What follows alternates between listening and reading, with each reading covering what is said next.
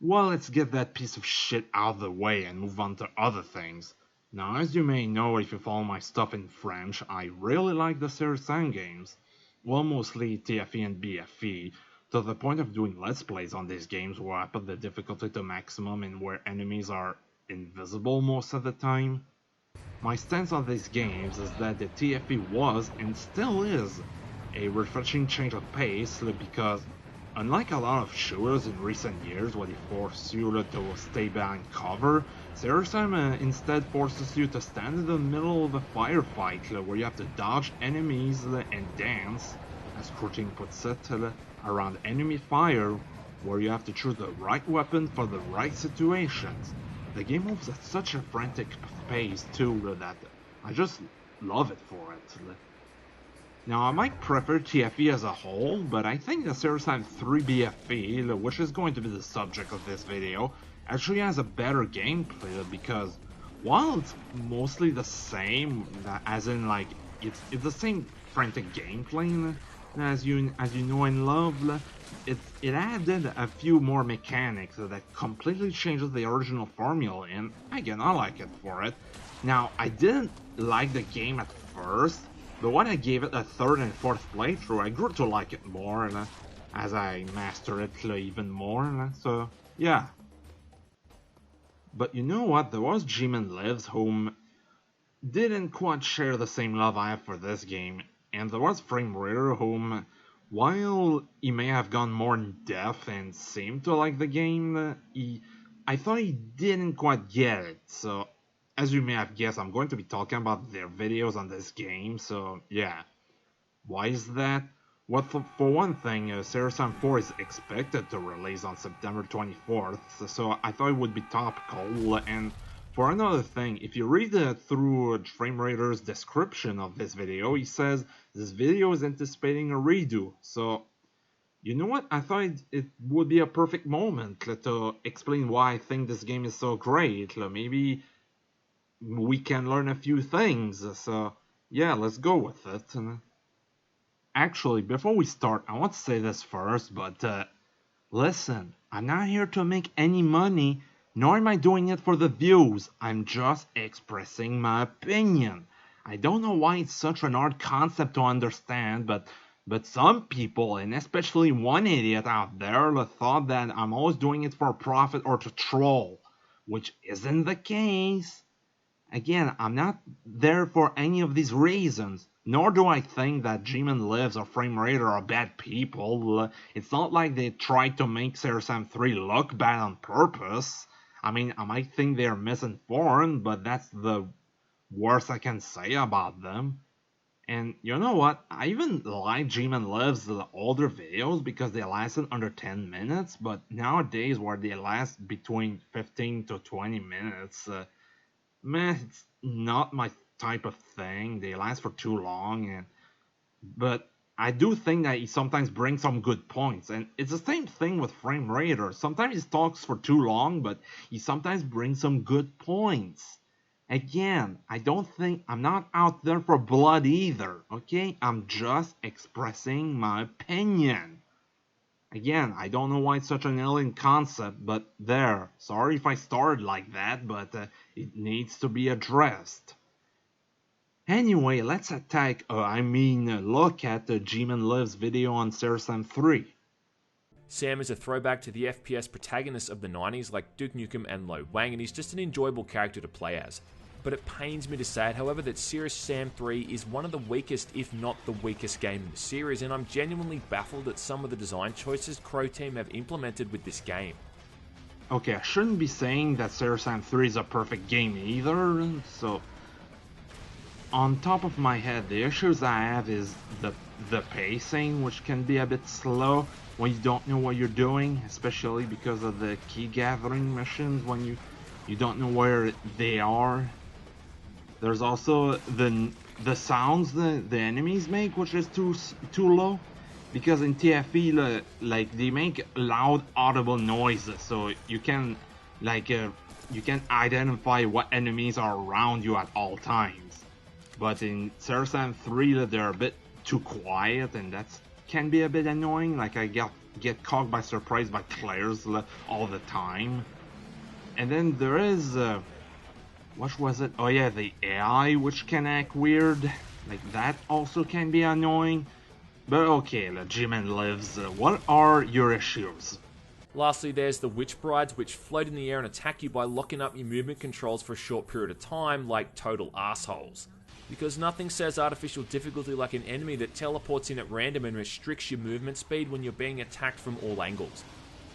You know, I used to not like them at first too, and they can be annoying on your first playthrough since they are the only basic enemy that are incredibly random since they spawn randomly in the sky and they don't let you kill them. But if you take the secret cannon and ammunition on your 5th level, you can actually one-shot them. I use that weapon specifically for them.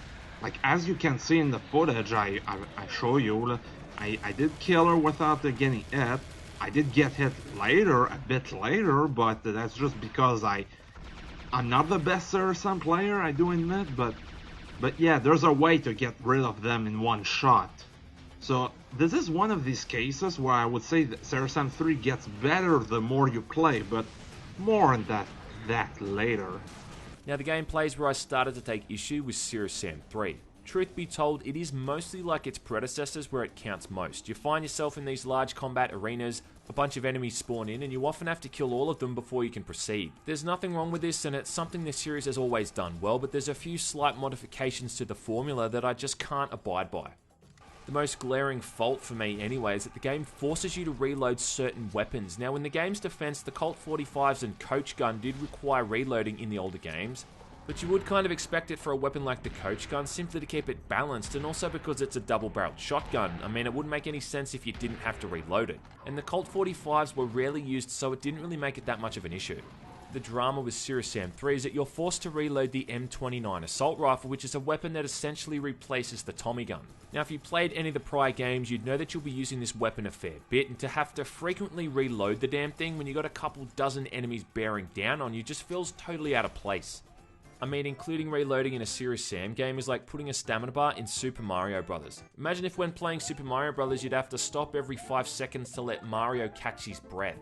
I don't have any issue with avoiding enemies for the 2 or 3 seconds wait while the weapon reloads, but it just shouldn't be included in the first place. I have to disagree with you on that. Like, maybe reloading may not fit in previous Sirian games, but I think it does add something to Sirian 3. For example, in TFE, when you just shoot the RPs with the Tommy gun, like, there's little fluff about it. You just hold the fire button and that's it. Which you yourself, you want more of. You should just be constantly moving in some direction with your finger firmly pressed down on the left mouse button. Saying that the series is just mindless shooting just undermines its strengths.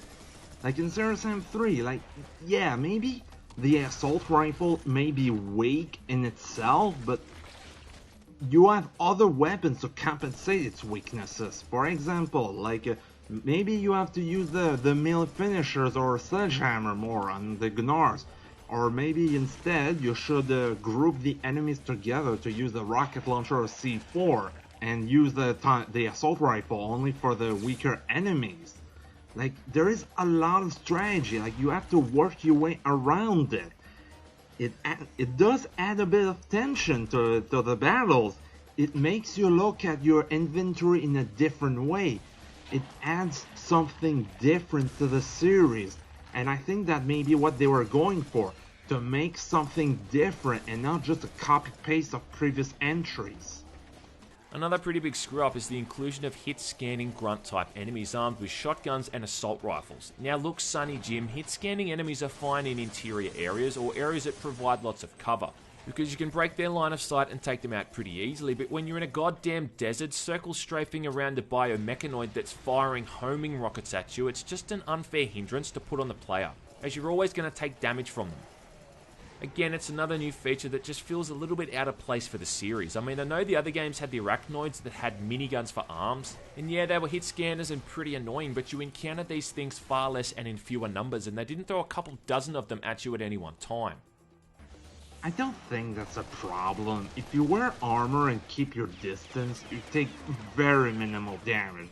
Here's for example me fighting a bunch of these in serious difficulty. Look at how slow my health goes down.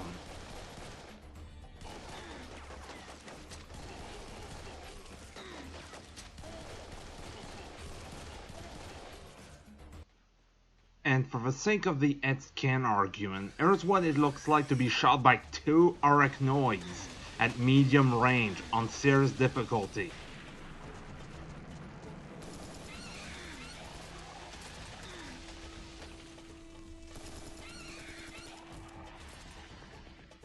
Now for sure, if you stay in medium range from, example, a shotgunner and have no armor, then yeah, you may take a bit of damage, but if you actually try to take cover instead of always going guns blazing, you should be fine. I mean, it's not even that different from the hit scanning Arachnoids in TFE, so what's the problem now? Why is it a problem in Sirius Sam 3, huh?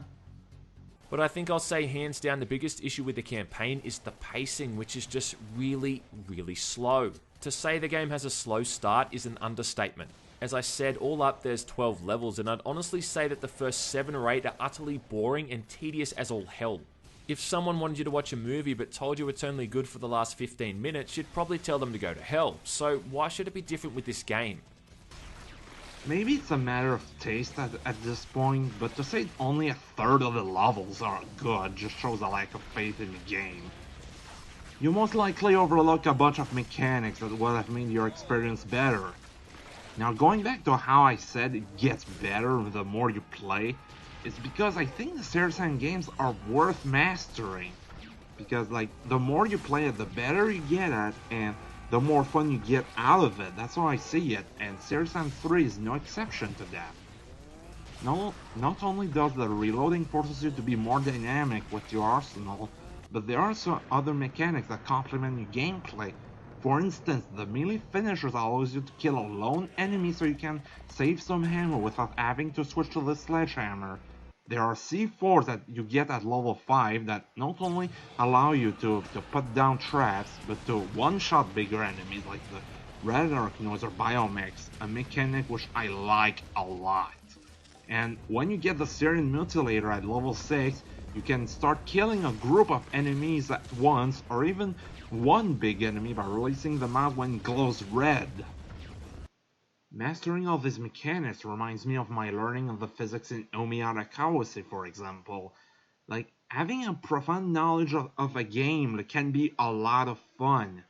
And I really like this mentality of one-shotting most enemies as, and so I would like it if that mentality would be ported to Sirius Sam 4 as it had tons of nuances to the gameplay. But I don't think you've experienced any of these mechanics I've just mentioned, since you don't even mention them in your review.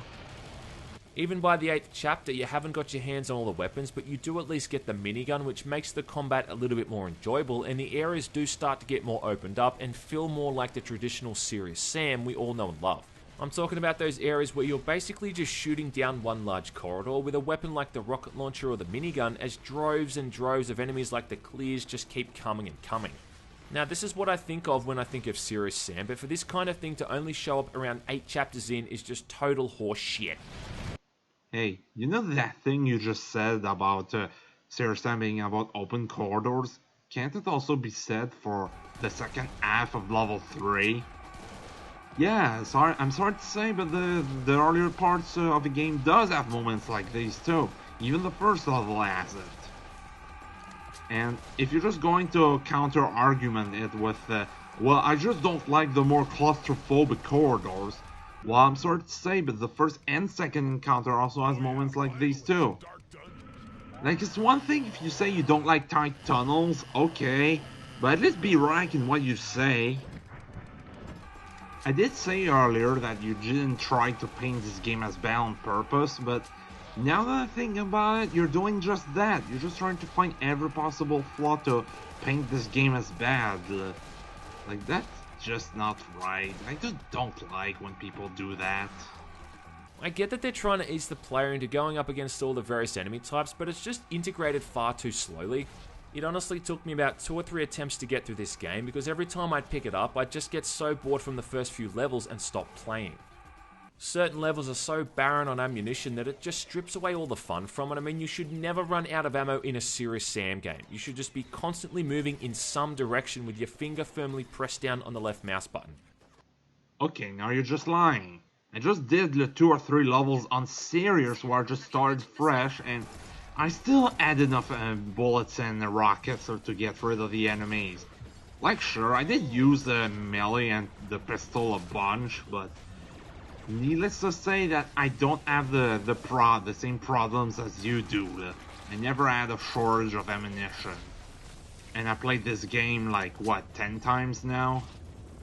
At a certain point later in the campaign, they also take all your weapons away from you and force you back to square one, which is just a horrible idea.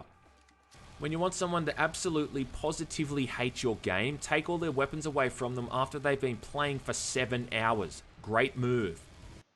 Well, at least 12% of the people who played this game on Steam agrees with you. But yeah, it's another one of these moments where you try to find every possible flaw to make the game look bad, which isn't even a flaw to begin with. First of all, the first encounter does remove all your ammunition except for shells in the 11th level, and the second encounter removes all your weapons for the first level in the Persia and Medieval episodes. And correct me if I'm wrong, but doesn't Sirian 2 does the same thing as well? Like, I'm amazed that you didn't even know about those since you've reviewed these games back in 2014. And by the way, the weapons you'll find pretty quickly in the 10th level, so again, it's just a useless argument. When people defend this game by saying, oh, well, it's really fun in co-op, my response to that is, yeah, no shit, of course it's fun. In co-op, you don't get penalized when you're killed. You can simply respawn at little cost. So, having no penalty for dying, meaning no risks, no challenge, and no sense of accomplishment is what you want in Sirian 3. Okay, sure, gotcha. To me, Sirian 3 is a serious disappointment. It's unfair, it's frustrating, it's boring, tedious, cheap, slow, and it brought my blood to a boil. Well, that concludes my review of his review of Sirian 3. And as I've said, he never mentioned the melee finishers, nor the many uses of the C4s, nor does he explain the Sirian Mutilator's potential for carnage. None of that. He just complained over nothing. He did say some other things, but I just skipped over it because I couldn't say anything to it, so yeah. But where I'm going with it is that it completely misses all the nuances in the gameplay of Sirian 3. Like, it's one thing if you don't like the game. Okay, sure, I get. Not everybody's going to like everything I like, that's for sure, but I expect a reviewer to at least show everything, or no, maybe not take too long, but at least, talk about, as I've said, the nuances and all. But yeah, there was none of that in this review. He just tried to find every possible flaws, as I've said. But anyway, that's enough repeating myself, so let's take a look at FrameRater. Now, his video is not as bad, but there are a few things I want to point out. The developers at Crow Team, say what you want about them, are no doubt very intelligent when it comes to design in regards of layout and placement. Well, otherwise for ammunition, which appears to be at a bit of a shortage. Big bursts of ammunition piled up on tables and such can be found infrequently, though often refills most if not all of your guns. The issue is that these are often found in very specific places and not scattered around the battlefield. Are there no pickups around the battlefield? There are, in fact. There's quite a bit. But 80% of the time, it's just going to be health or armor. Sure, that's very useful, but what good will those do me if I have no ammunition? This is admittedly a bigger problem in some levels rather than others, but I believe the reasoning is because the cloned humanoids will drop shotgun and machine gun ammo upon being killed. When those enemies are around, you'll end up with lots more ammunition than you'll probably need. But when you begin to see less of those enemies, you come across much much less opportunities to refill. Of course, however, once you see less of the cloned humanoids, you're finding much greater weapons and are faced with much greater threats that a shotgun and machine gun alike probably wouldn't be a good choice of weaponry for. So you'll be searching around for ammunition for some of your better weapons, but they're in very short supply. Even placing ammunition at random on battlefields would make sense, implying that they're from a previous soldier's death, perhaps. As I've said with GmanLives, I did a few levels, with some of the more extreme levels where I just started fresh and where I had less ammo than if I were to do them all in a row, and I never ran out of those. Nor did I run out of ammo in my mental difficulty run where I'm more prone to miss my shots. Like, sure, maybe I ran out of C4s, but that's because I planned my strategy accordingly.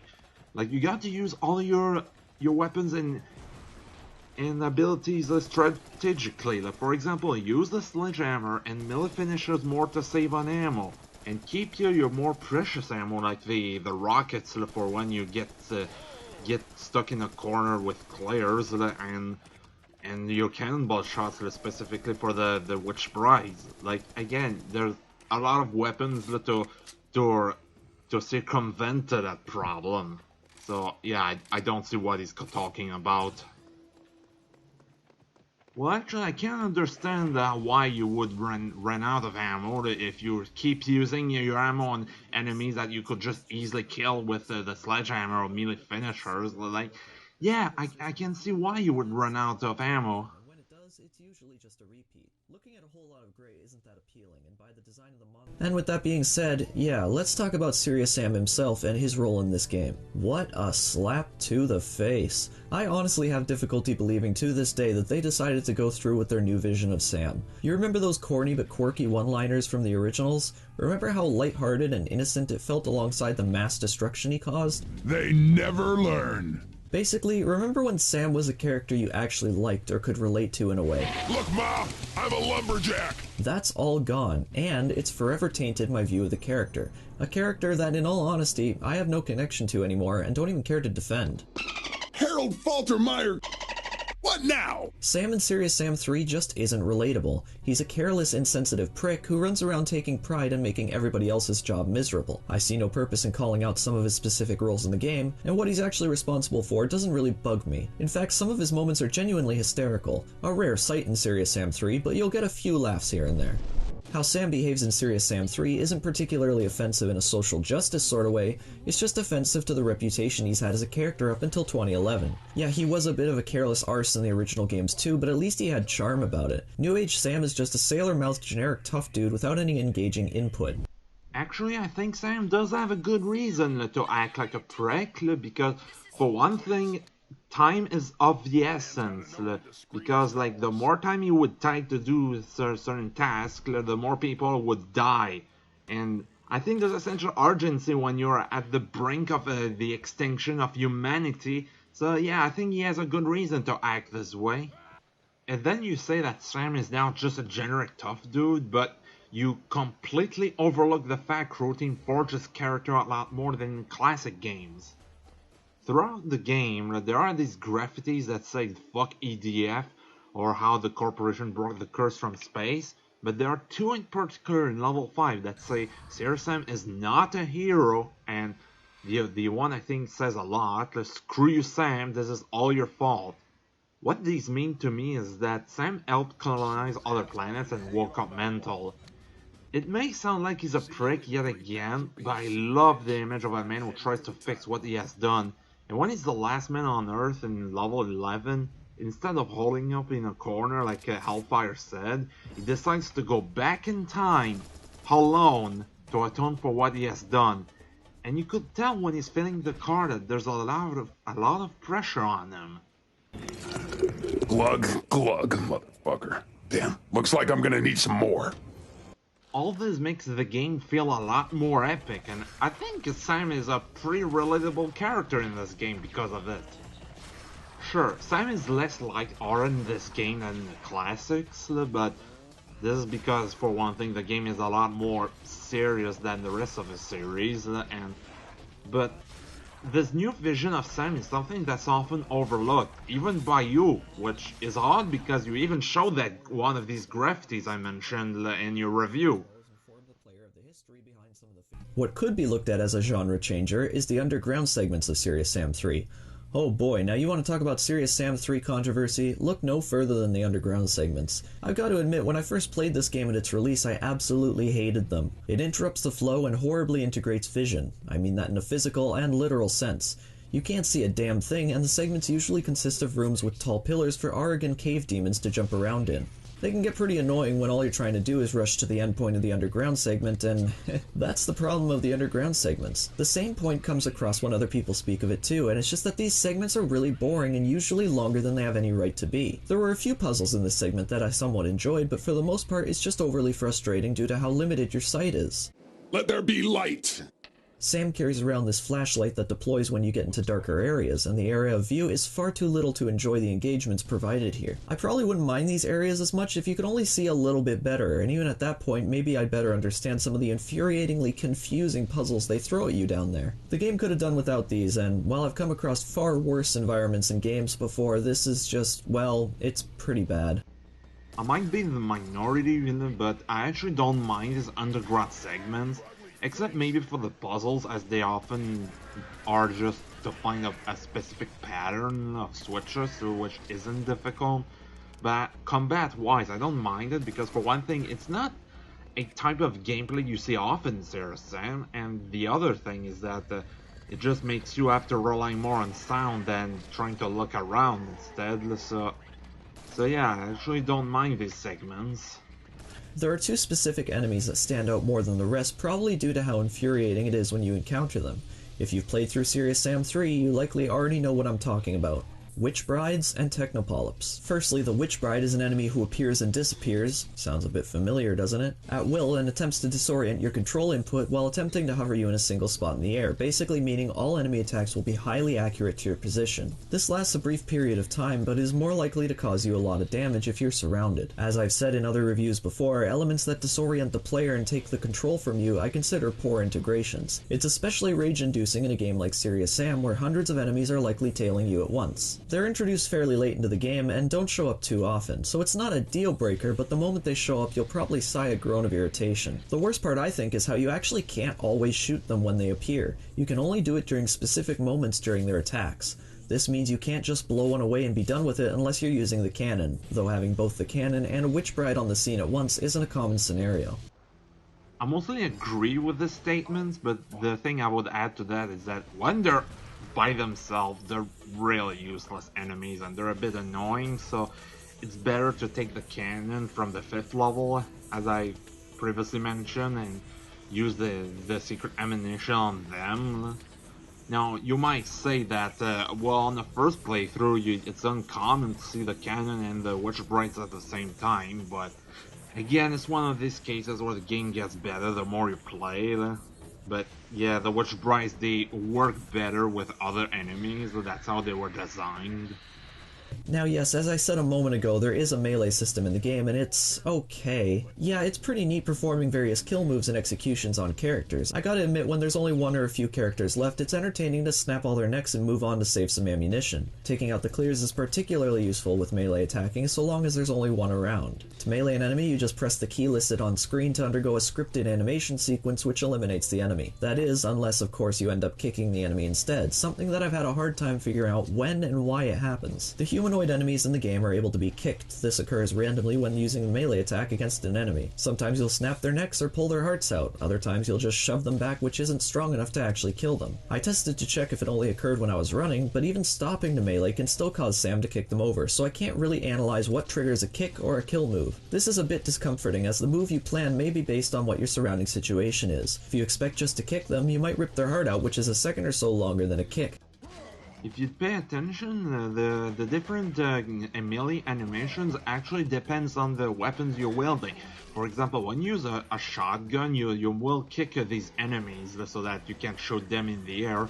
But if you're using an assault rifle instead, then yeah, you will crack the neck or rip the heart out.